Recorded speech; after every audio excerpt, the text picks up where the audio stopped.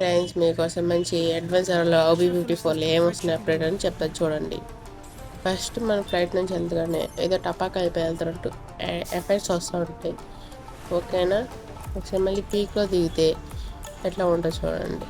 Kill effect ఎట్లా ఉంటుంది? Kill effect చంపుతుంటే భలే వస్తుంది పైన. ఇప్పుడు హెల్మెట్ పోయినా ఏం పోయినా కానీ మనకి వెస్ట్ ఉందో తెలియాలంటే అక్కడ ఎఫెక్ట్ పెట్టేది.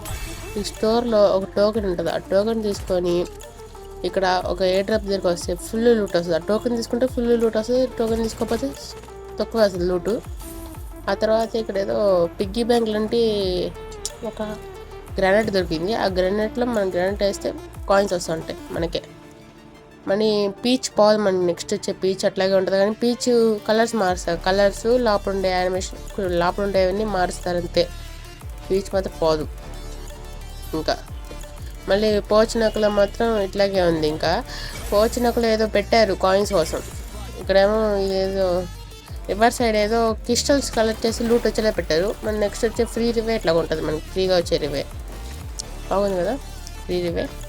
ఆ తర్వాత మనకి ఏమైనా ఒక కిల్ కొడితే అప్గ్రేడ్ అవుద్ది, స్కిల్ అప్గ్రేడ్ అవుతే 2 ఆప్షన్స్ వస్తాయి.